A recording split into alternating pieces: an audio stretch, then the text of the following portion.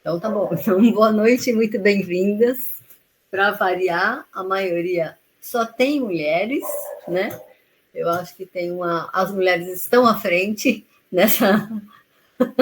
nesse cuidado com a saúde, né? Com esse interesse. Então, a gente escolheu esse tema, né, do estilo de vida, porque está sendo muito falado, né, e falado por médicos, por diversas a Organização Mundial da Saúde. Então, está todo mundo falando do quanto o estilo de vida ele influencia, ele determina a saúde das pessoas ao longo da vida, né? Então, isso desde que está sendo gestado até o final. Então, é uma coisa que é muito... Claro, você está sendo gestado, o estilo de vida é o da mãe. Então, a mãe é que é responsável por esse período. Depois que você nasce, você ainda fica sob os cuidados dos pais, né? E aí, a partir de um determinado momento, você começa a fazer escolhas, né, do que você quer. E vai criando o seu estilo de vida que foi baseado naquilo que você foi sendo criado. Então, a gente quer trazer informações, e o Zé vai começar a trazer essas informações agora, para ajudar, né, a esclarecer o quanto o estilo de vida influencia, né, e o que está sendo falado atualmente. Com vocês, José Augusto. Olá. O início do trabalho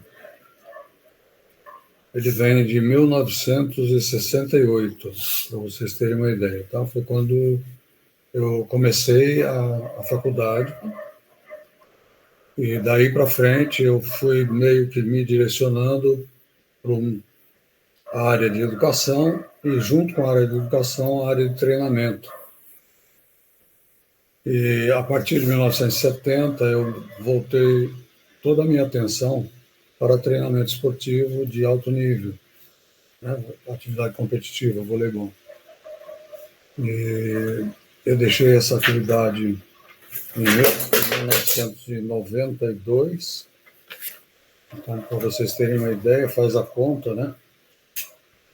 O quanto tempo eu venho pesquisando, e hoje, há 30 anos atrás eu contei também com a ajuda de mulheres importantes na minha vida, Simone, Carla. A Simone veio antes da Carla em termos de trabalho, de pesquisa, depois vem a Carla. Agora a gente conta com a Camila, a gente conta com a Liz em Campinas, e conta também com outras pessoas que estão disponíveis para continuar essa pesquisa. O que a Carla colocou eu acho bastante importante. O tema pode não variar, porém a informação varia, porque hoje nós temos uma tecnologia disponível, não nós, pessoalmente, né? Existe uma tecnologia no planeta que está desvendando cada vez mais os processos biológicos, né? E embasando essa questão do estilo de vida que a Carla colocou. Então, hoje o estilo de vida ele está sendo colocado como o principal fator, muito além da genética. E quando eu comecei o meu trabalho, a genética era meio que determinante. E isso foi se modificando ao longo do tempo, e hoje a genética é parte do processo. E o estilo de vida determina se essa genética vai ser potencializada ou não.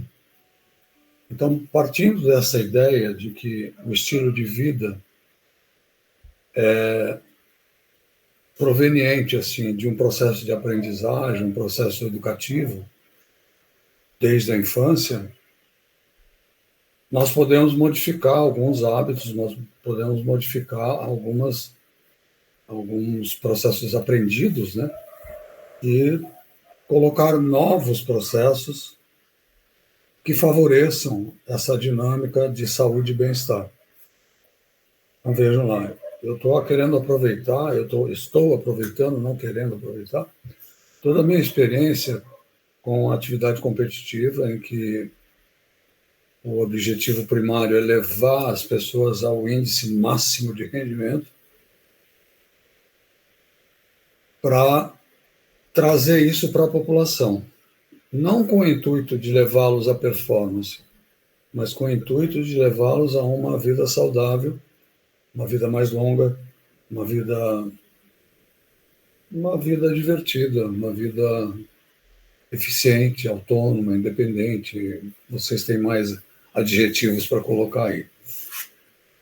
Então, uma das coisas que eu gostaria de colocar de início é que o processo chamado de envelhecimento humano vem sendo estudado nos últimos 20, 30 anos com um pouco mais de profundidade, no sentido biológico.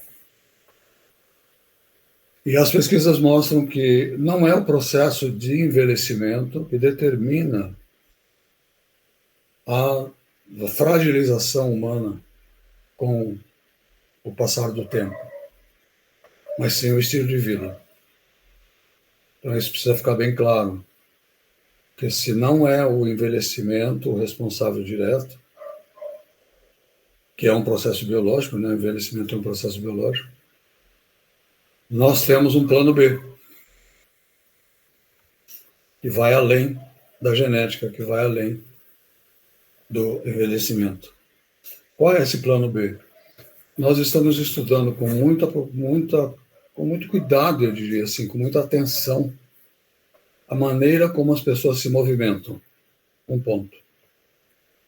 E a conclusão até agora, conclusão eu não gosto muito dessa palavra, mas até agora, o que nós temos visto com nossos alunos, com a observação de populações, por exemplo, parques e situações também de arte, enfim, populações de forma geral, é que as pessoas aprenderam a se movimentar de uma maneira completamente inadequada em relação à estrutura humana.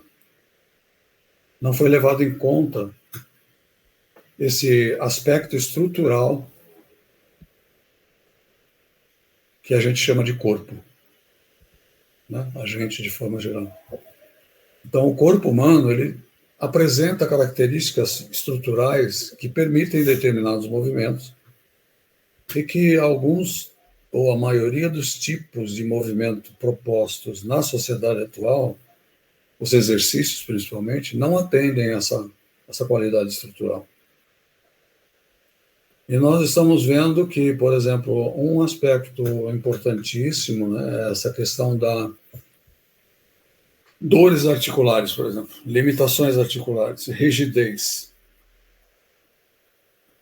Conversando com médicos, com amigos que estão na área da saúde, o número de pessoas atendidas com diagnóstico de dores articulares e com restrições articulares e com diminuição na eficiência de se movimentar, supera em muito, isso é bem interessante, supera em muito os casos de atendimento patológico. Não sei se vocês já viram isso.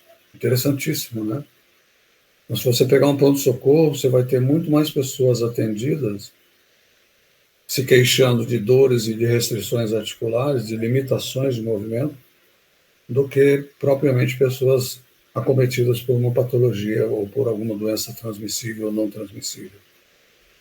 Então, isso abre um espaço interessante, porque, na minha opinião, o que me levou a fazer esse tipo de trabalho, a organizar esse tipo de trabalho, eu acho que a pior coisa que pode acontecer com uma pessoa é ela perder gradativamente a capacidade de se movimentar. Porque isso reduz muito a possibilidade de interação com o meio ambiente. Então, essa pessoa ela fica extremamente limitada à casa, limitada a ambientes mais seguros e praticamente acaba interferindo nas relações sociais. Então, nós queremos atuar nessa dinâmica para impedir, e nós estamos mostrando que é possível impedir, essa falta de eficiência para se movimentar. Então é isso que nós estamos estudando. Eu vou voltar um pouquinho para vocês entenderem. Se a pessoa aprende a se movimentar de uma maneira inadequada, ela vai repetir essa movimentação durante o dia inteiro, a semana inteira, o ano inteiro, entendeu? E são essas pequenas solicitações de movimento que acabam gerando grandes conflitos articulares.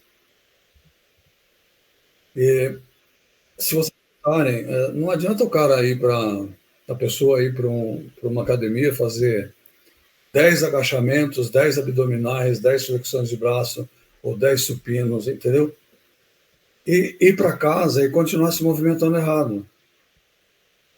Ir para casa e se movimentar inadequadamente. Basta que vocês analisem a proporção de horas, né? A pessoa passa 1 hora treinando, vamos dizer, e passa 23 horas em posições inadequadas e se movimentando de forma inadequada. E aí nós passamos para um outro aspecto também que é importantíssimo, que é bastante possível de ser modificado para o bem, que é relacionado à alimentação. Então, hoje nós temos informações muito importantes a respeito da alimentação, que a Carla está estudando e ela vai passar isso para vocês. No Menegado Digital já tem alguma informação a respeito disso. E um outro aspecto também, que é a noite de sono, o sono das pessoas. Porque eu não sei se vocês tiveram essa curiosidade, é durante o sono, durante o repouso, que acontecem modificações importantíssimas no sentido hormonal, né, no sentido estrutural, no sentido até de apetite, que a Simone está estudando com tanto cuidado e também vai colocar para vocês.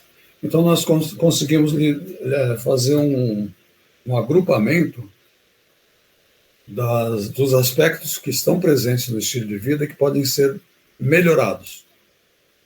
Então, a alimentação é um deles, o sono é outro. No aspecto movimentação, vocês vão aprender a se movimentar. Parece incrível, né? Mas vocês vão aprender a se movimentar de forma adequada, para não se machucar, para não se sentir dor. E eu falo disso com muita propriedade, porque eu nasci em 1947. Sou um velhinho. E não concordo de forma nenhuma com esse estigma que foi criado da fragilização em relação ao processo do envelhecimento. E um quarto aspecto que nós estamos estudando bastante é relacionado ao estilo de vida, são as situações estressantes que as pessoas vivem no dia a dia. E debater isso para que a gente consiga encontrar soluções inteligentes para administrar essas situações de uma forma que esses agentes estressantes não sejam os responsáveis diretos por esse desequilíbrio no aspecto biológico. É possível. Então, o Menegado Digital surge num momento de criação dessas mulheres, né, que eu citei, Simone, Camila, Carla, Lises, né, na pandemia, onde as pessoas ficaram restritas a um ambiente restrito, confinadas, não podiam sair. E aí eu comecei a analisar, eu digo, poxa, mas isso não é uma novidade, né? As pessoas continuam confinadas. Não é a pandemia que fez com que as pessoas ficassem confinadas. E eu tenho visto, eu acho que vocês têm acompanhado, né, essa questão dessa onda de calor que está presente no Brasil todo, no planeta inteiro, né? Como uma pessoa é capaz de ter uma resiliência em termos de termorregulação, calor regular, temperatura pessoal, se essa pessoa vive num ambiente em que a temperatura está sempre a 20 graus, né, um ar-condicionado. Então, hoje as pessoas vivem a maior parte do tempo no ar-condicionado, não só no escritório, em casa, dentro do carro. Então, raciocine. Você tem uma onda de calor, vou jogar mais um detalhe. A pessoa está completamente fora de forma, não está habituada a essas mudanças de temperatura, essas mudanças de umidade relativa do ar. Por exemplo, hoje a gente está com uma umidade relativa extremamente perigosa, que está abaixo de 40%. Então, a gente não tem mais na população essa resiliência, essa capacidade de ajuste. Isso vem do estilo de vida. E é possível ser modificado.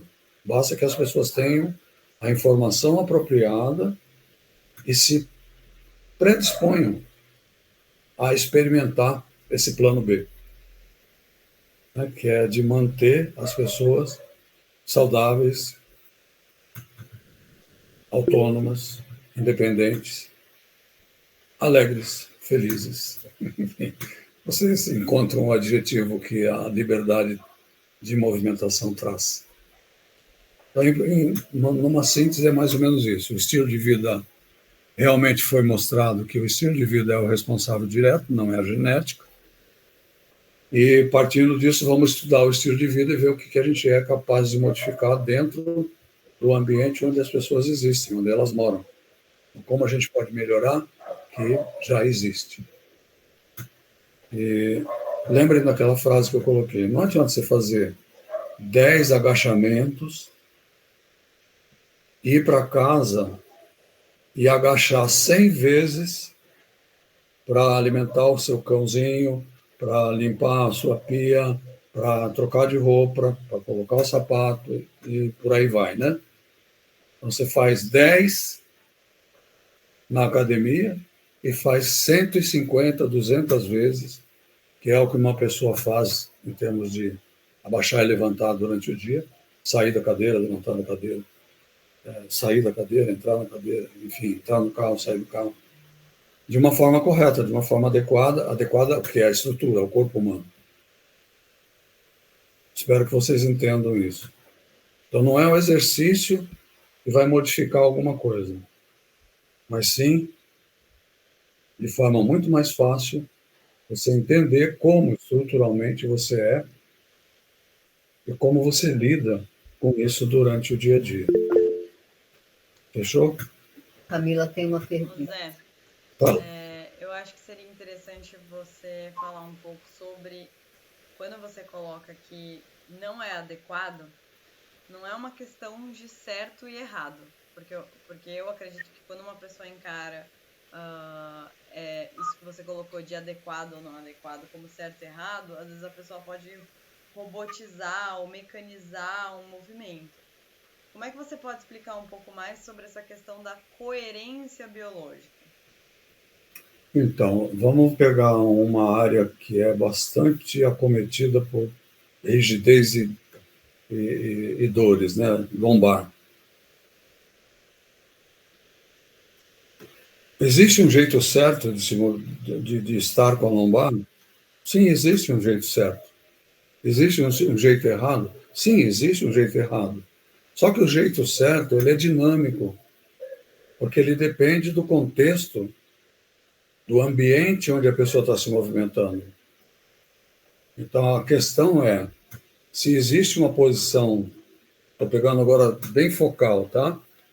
Da curva lombar, que deve ser respeitada, a gente chama isso de curva neutra, né? Posicionamento neutro, que deve ser respeitado, a dinâmica de movimentação que vai acontecer, que é dita certa, de acordo com o ambiente onde a pessoa está e o tipo de movimentação que ela está fazendo, é simplesmente, assim, facílimo de corrigir, porque basta modificar a curva lombar. Você não vai fazer exercício para modificar a curva lombar. Você precisa entender como é a curva lombar em você e aproximar essa curva lombar. O que é mais comum é a hiperlordose, sabe? José, só uma observação, tá? Quem veio do Menegate Digital já teve várias aulas em relação à organização, às articulações, então tá muito mais fácil de compreender. Quem não veio, quem está chegando agora, não teve acesso a todo esse material, às vezes surgiu alguma dúvida, mais para frente a gente vai abrir para dúvidas, tá? Então não se sinta excluído por conta de alguma informação. Pode continuar, Zé, desculpa, era só porque eu achei importante fazer essa observação. Eu peguei um ponto só, e é importante que vocês entendam que a gente enxerga, a gente lê a pessoa em movimento, não a lombar em movimento, entenderam?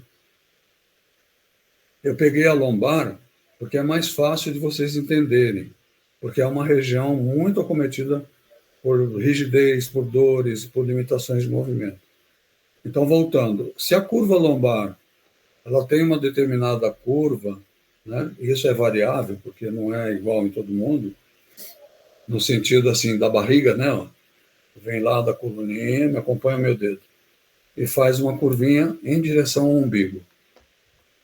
E aí ela volta para a área do sacro e muda a curva de novo. Então, essa entrada aqui, ela tem um ângulo de eficiência enquanto a pessoa está em movimento. Se isso não for respeitado, vai haver uma compressão nervosa, vai haver compressão das vértebras, uma compressão dos pequenos ligamentos, e essa compressão é que vai gerar essa dor.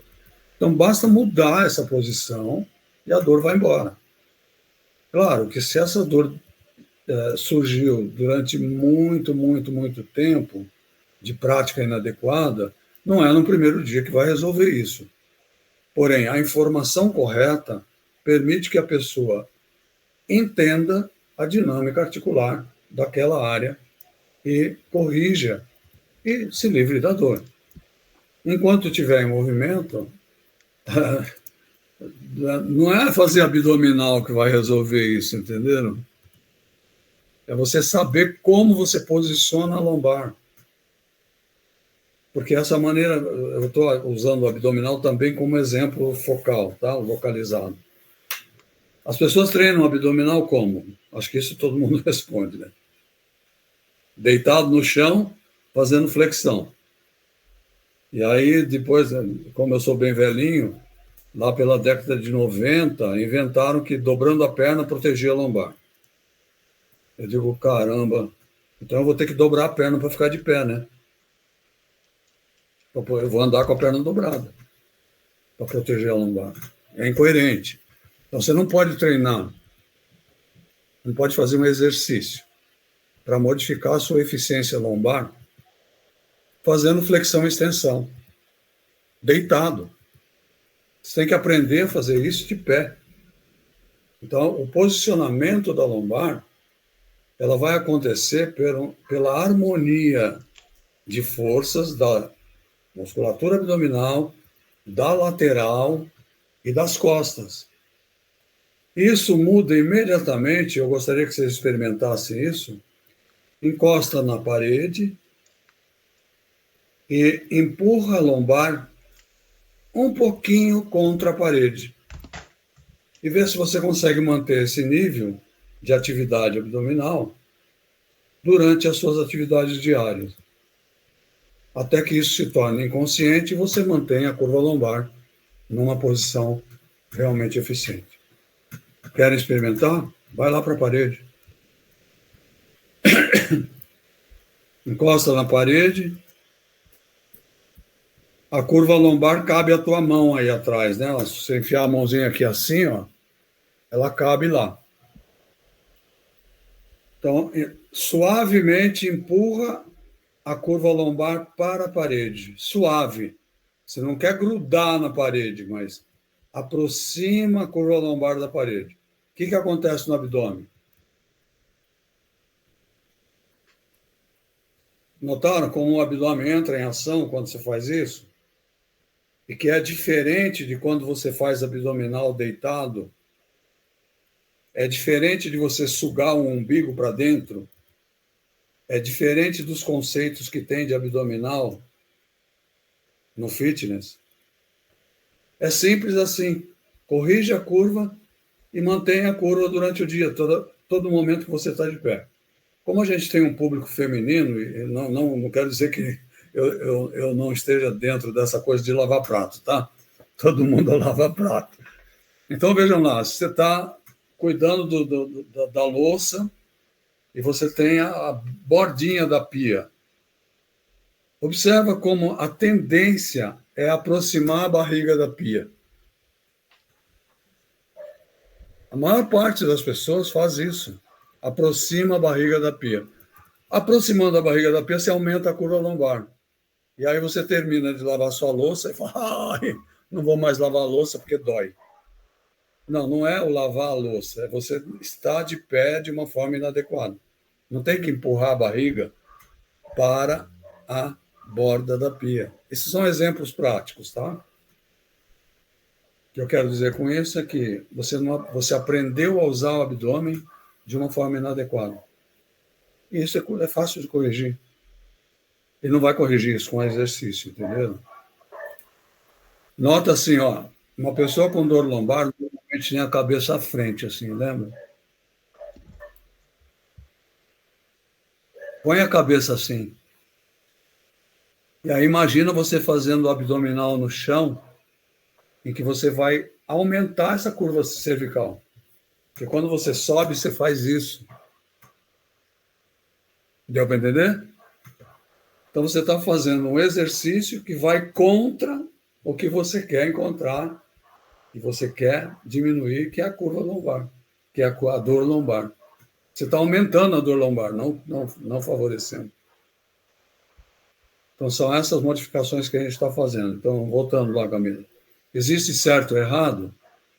Existe certo de acordo com o contexto onde a pessoa está se movimentando. É uma sincronização articular, um posicionamento articular que é eficiente dentro do movimento. Isso também acontece de acordo com cada pessoa? Cada pessoa. Porque sempre é individual, né, Camila? A gente não pode nunca pensar que é uma receita pronta, né? É sempre individual. E eu acho legal a gente colocar isso aqui. Porque, por exemplo, dentro do Menegatti Digital, a gente tem as videoaulas. Como que você torna isso individual, se é uma videoaula? Acho que a individualidade que nós conseguimos atingir com as videoaulas é mostrar para as pessoas como o ser humano é estruturalmente. Fazer com que as pessoas prestem atenção em como ela é corporalmente, fisicamente. E, a partir daí, ela aplicar esses detalhes que vão surgindo de uma movimentação adequada para abaixar, para levantar, para sentar, para tomar banho, enfim, para caminhar, para correr, para pedalar. Então, existe uma posição favorável. Só que isso é dinâmico, por isso que eu concordo com Camila. Não é uma questão certo e errado só, é dinâmico, né? Mas existe na bicicleta, por exemplo, a maioria das pessoas que eu observo pedalando, eu hoje tive a oportunidade de fazer minha atividade aqui no Horto Florestal, as pessoas pedalam numa posição de curva contrária. Sabe, uma curva assim, completamente redonda, do cóccix à nuca. E para elas enxergarem, elas fazem uma curva aqui na cervical assim, ó. Termina o pedal, essas pessoas vão estar com dor. Entenderam o que é contexto? Caminhando é a mesma coisa. Eu vejo a pessoa caminhando na subida, caminhando na descida, caminhando em lugares planos, caminhando em lugares que são irregulares, de uma forma inadequada. Ou muito rígidas, ou sem sustentação. Então, são esses detalhes que a gente está trazendo no Menegatti Digital e nas nossas aulas presenciais que os profissionais estudam com a gente estão oferecendo. E online também. E online também, claro, a gente também está atendendo online. Falou em bicicleta, a Simone está com alguma dúvida aí. E, pessoal, se você tiver alguma dúvida, ou vai mandando para a gente aqui nos comentários, ou levanta a mãozinha que a gente vai esclarecer. Pode falar, Simone ou Zé. Primeiro, Lília, vai ficar gravado sim, tá? Fica tranquilo que você pode ver de novo. Zé, aproveitando que você falou do horto, né? Que você foi fazer sua atividade hoje de manhã, e a gente fez uma atividade também aqui super agradável no parque e tal, hoje de manhã. Eu queria que você falasse um pouquinho por que é tão interessante a atividade fora, no ambiente aberto, né? Quais são esses benefícios a mais que traz Tem uma propaganda interessante que está rolando nos quadros lá de propaganda do parque, né? A vida acontece fora de casa. Vocês já devem ter visto, isso é uma coisa que está sendo bombardeada em termos de informação constantemente, assim.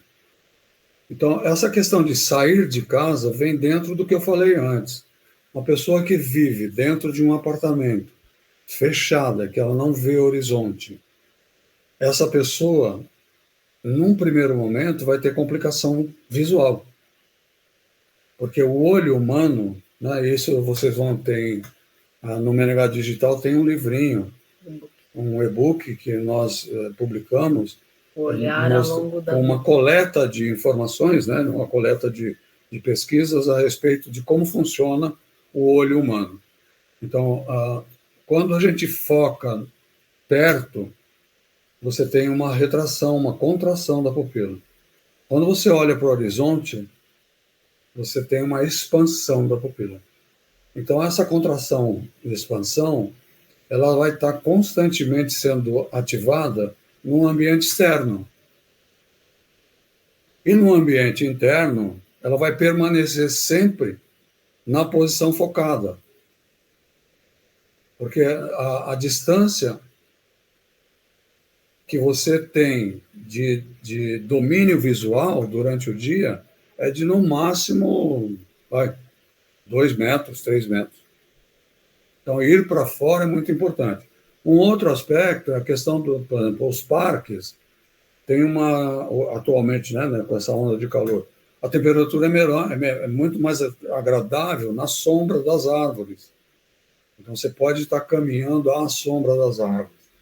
Então, essa interação com o meio ambiente, ela fica muito mais rica do que estar vendo, por exemplo, a mesma imagem numa televisão. Então, nós precisamos fazer com que as pessoas entendam que elas têm próximo à casa, próximo ao ambiente onde elas existam, situações em que elas podem explorar para se beneficiar biologicamente, para se beneficiar estruturalmente, fisicamente, né? E não ficar restrito a esses ambientes confinados. Sim. E, ó, gente, vai desde o bebê, hein? Os bebezinhos, hoje eu vi um monte de criancinha já em estado, sabe, de poder caminhar, de poder estar sentadinho na grama, sabe, dentro de carrinho. Amarrado no carrinho. E amarrado, com cinto de segurança no carrinho, porque precisa tirar. Quer dizer, então, nós adultos, a gente vai cometendo erros e erros desde a criação dos nossos filhos, entendeu? Eu acho que colocar também outros aspectos, né, que é a orientação dentro de um ambiente aberto. Orientação espacial, né? Espacial, com outras pessoas, essa questão da variação de piso, que hora você tem um asfalto, hora você tem um buraco, graças a Deus, porque aí você tem que saber lidar com esse ajuste, né, do pé a essa mudança do chão, da maneira como está o chão, areia, se anda numa areia, se anda numa grama. Uhum. Então, todas essas mudanças vão levar a ajustes diferentes, ajustes articulares diferentes, no pé, no tornozelo, no joelho, no quadril, na coluna, né? E vai tornando a gente sempre apto a qualquer situação que se apareça, né? À medida que eu faço sempre do mesmo jeito, que eu sei exatamente o que vai acontecer, eu vou ficando Restrito, né? eu vou ficando inapta para lidar com as surpresas que aparecem no dia a dia. E aí eu caio. As quedas são extremamente preocupantes hoje, né? E as pessoas estão caindo numa idade que praticamente era impossível cair. Né? Estão caindo com 30 anos, 40 anos. Hoje eu vi um rapaz que tentou subir num ponto simples, simples para mim, né? Eu sou metido por uma trilhazinha, e ele capotou. Ele não reparou num galho, numa raiz, tropeçou na raiz e capotou. Fui lá ajudar, machucou, não machucou. Não, estou bem. Mas veja, O que é isso? Ó, não enxergou a raiz, não tem noção espacial, não tem noção de navegação, sabe? Provavelmente vive em um ambiente restrito. Então, quando uma pessoa está em ambiente restrito, ela está também restringindo cada vez mais as suas capacidades biológicas, as suas eficiências biológicas, entendeu? José, e além dessa questão sensorial que a Carla está chamando a atenção, você tem a questão da pessoa perder a possibilidade de responder rápido a uma coisa a uma surpresa que acontece. Né? Escorregou, caiu, né? Porque biologicamente ela não vai ter disponível metabolismo, não vai ter disponível fibra, não vai ter... Vocês vão me chamar de maluco. Essa resposta rápida, né? Eu não sou maluco, eu estudo o tempo todo. Eu vou ao parque hoje, vamos lá, Simone. As pessoas na parte mais íngreme, né? Eu ficava observando as pessoas na descida. Tem algumas descidas boas ali. Muda completamente a velocidade, muda completamente a maneira de dar o passo. As pessoas ficam inseguras.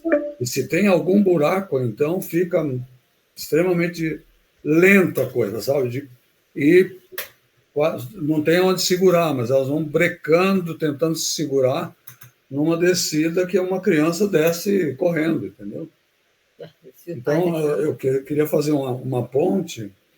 Existe um tipo de força que nós humanos somos capazes de fazer, de gerar, né? Que é uma força de frenagem, sabe? De breque. Então, quando você está numa descida, você é capaz de controlar, ao mesmo tempo, ó, o passo e restringir a velocidade. Você tem que controlar a descida. Então, nós somos capazes de fazer esse tipo de força acontecer. Só que a gente nunca faz. Por quê? Por exemplo, numa escada rolante, você fica parado e a escada te leva para cima. E você nunca desce uma escada com a mesma segurança que você sobe. Então, sabe, explorar esses ambientes é muito importante. Então, a frenagem na descida, sabe, a força para a subida, que é outro tipo de força. Então, essa harmonização de forças que estabiliza a articulação ao mesmo tempo que a gente movimenta a articulação, elas estão sendo perdidas. Simplesmente porque falta de uso, falta de informação. Então, é nisso que a gente está investindo tempo, pesquisa, para ver como é que a gente cria estratégias para ajudar a pessoa dentro de casa. Sabe, nós estamos querendo mostrar que você não precisa botar roupinha bonitinha, sapatinho bonitinho e ir para a academia treinar. Você pode treinar dentro de casa. Basta que você faça todos os movimentos que você faz normalmente durante o dia com atenção, se posicionando direitinho, fazendo a força direitinho, no lugar direitinho, entendeu? E vá ao parque também. E também vá ao parque, porque é o que a gente estava falando, a vida acontece fora de casa. Aos né? pouquinhos vai aumentando a variação, né? Vai aumentando. Fala, Camila, você ia fazer uma pergunta? Não, era só para complementar, que assim, eu vejo, inclusive, por alunos, né? Eu recentemente tive uma aluna de 90 anos, que já faz aula comigo há uns 7 anos. Ela caiu, fraturou a patela, teve que fazer uma cirurgia. Então, assim, eu acho que a queda, ela não é 100% evitável. Os acidentes, eles acontecem. Mas eu tô vendo a partir dela, por exemplo, é um exemplo, né? Que mesmo estando nesse momento de 3 semanas de cama, a gente tem muita possibilidade de atuação, porque ela teve um trabalho anterior a isso, né? Então tem uma vivência anterior a isso. Então as quedas, os acidentes, eles podem acontecer, mas a maneira como a pessoa reage, né, no pós também tem relação com o estilo de vida. Então acho que seria interessante falar um pouquinho sobre isso, porque não é assim, você está se movimentando, está comendo bem, está dormindo bem, você vai conseguir evitar todos os acidentes possíveis. Uma das coisas, Camila, que Camila traz à tona, que também está no foco do radar das pessoas hoje, assim, uma pessoa que necessariamente fica imobilizada, na cama, e essa sua aluna que tem 90 anos, então, é muito mais complicado, porque Preocupante. é preocupante, né? Porque a perda do osso à pele é assim, rápido, demais da conta, é muito rápido. Já é rápido na pessoa jovem, numa pessoa de idade, é muito mais rápido. Então, o osso tem uma característica. Olha que interessante, né? Para mim é interessante a gente analisar a estrutura humana. O osso humano, ele é esponjoso e cortical. O que significa ele? Isso, ele é, ao mesmo tempo, ele é molinho e ao mesmo tempo ele é duro. Isso dá uma maleabilidade ao osso impressionante. Criança cai e não quebra, porque essa maleabilidade, essa resiliência é muito alta. E é possível manter essa resiliência ao longo da vida, num nível espetacular. Dá para manter isso. Então, só você considerar assim, tá, o osso é esponjoso e cortical, então o que eu preciso fazer em termos de movimentação e alimentação e sono para manter essa qualidade? É isso que nós estamos estudando, isso que nós estamos oferecendo para as pessoas. Porque quando a pessoa tem essa informação, ela é capaz de fazer escolhas de movimentação que favoreçam essa reconstrução constante do osso, sabe? Renovação. Eu usei reconstrução. Mas é uma renovação de tecido, uma renovação do osso. E se renova o osso, vai renovar o tendão, o ligamento, vai renovar o músculo, vai renovar a pele. A pele depende da consistência muscular. Sabe, a pele fica bonita quando tem músculo embaixo. Então, vamos pensar nessas características estruturais para a gente poder escolher, dentro do nosso ambiente, dentro do nosso estilo de vida, o que a gente pode fazer para se manter eficiente ao longo da vida, né? Eu tenho um medo desgraçado do estado mórbido, sabe? Eu, assim, nossa, pavor. Eu acho que é a pior coisa que poderia me acontecer, não poder me movimentar. E para quem não conhece a proposta, né, a gente acaba não explicando com muito detalhe, mas a proposta chama Proposta Educativa Menegatti, por conta, né, de trazer essas informações, mas o foco é a preservação estrutural, né? Então, através da educação, e isso está relacionado tanto à informação quanto às propostas de movimentação e as outras variáveis, né? Com foco na preservação. Então, tudo que você vai decidir diariamente para poder se preservar, né? É interessante, o que o Camilo acabou de colocar, porque de onde vem essa informação? Das pesquisas. Né? Então, os pesquisadores descobriram que o pesquisador não inventou o osso. O pesquisador descobriu que o osso é esponjoso e cortical. Descobriu que o tendão é assim assado, que o ligamento é assim assado, entendeu? Então, a partir dessas descobertas, é que a gente vai criando estratégias para a manutenção da resiliência, a manutenção da eficiência estrutural, da eficiência física. Quando eu falo em educação, né, eu falo de uma educação que é ao mesmo tempo cognitiva e motora. Ela não pode ser dissociada. E se você for se basear em exercício, a dinâmica cognitiva é completamente esquecida. Não pode, sabe? Tem que estar interagindo o cognitivo com o motor. Simone? Eu queria fazer, eu estou achando que a chamada vai acabar. Vai, falta 5 minutos para acabar. Eu queria só uma diferenciação, porque o Zé falou dos nenenzinhos amarrados já, e eu recebi aqui outro dia um neném sedentário, que não conseguia andar porque ele era sedentário e amarradinho. E me lembrou essa coisa do comportamento sedentário, para fazer essa distinção do que é a gente ter, o que é considerado um comportamento sedentário, o que é considerado um comportamento que não é sedentário, que é ativo, né? Quer falar, Carla? Em 3 minutos. Tá, em 3 minutos. Rapidinho. Então, de acordo com a Organização Mundial da Saúde, antigamente se falava em ser sedentário. E ser sedentário era a pessoa que não se exercitava ou fazia qualquer atividade menos do que 2 vezes por semana. Então, uma atividade de 1 hora, ele era sedentário. Agora, se ele fizesse 150 minutos de atividade na semana, ele deixava de ser sedentário.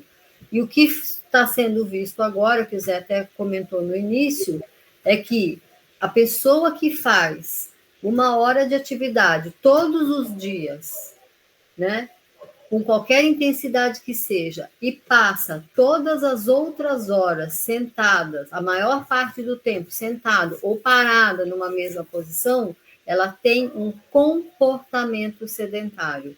E é esse comportamento sedentário, então, é esse número de horas com que ela está ficando nessa posição parada, que vai determinar essa renovação dela. Ou seja, então, este comportamento sedentário é o que vai estar determinando o que acontece.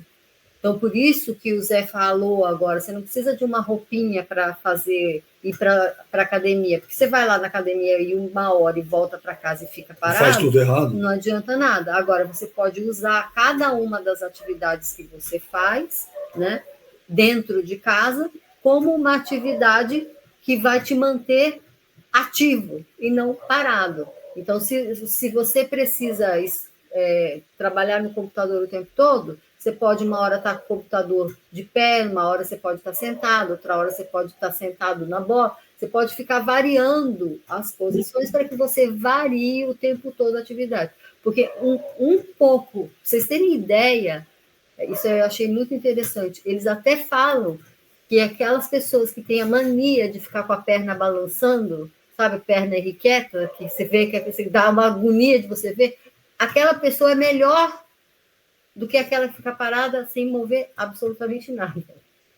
Você vê o nível, né, o quanto é importante a gente se movimentar.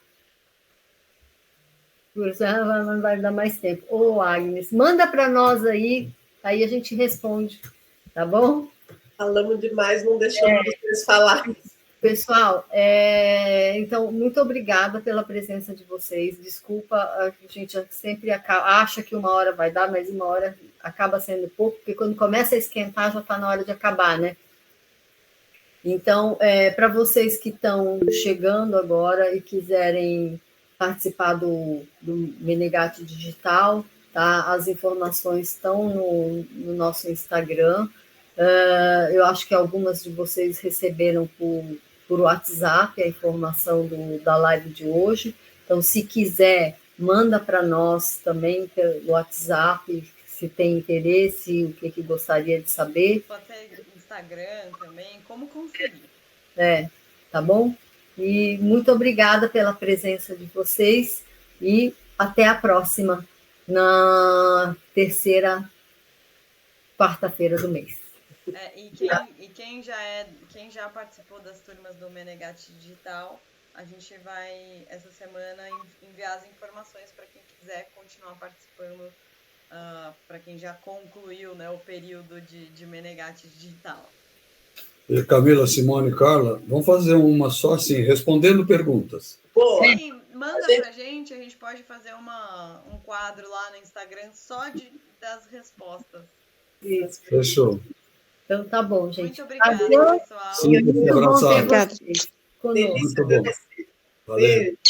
Beijo, verdade. Tchau, tchau. Uma coisinha delicada.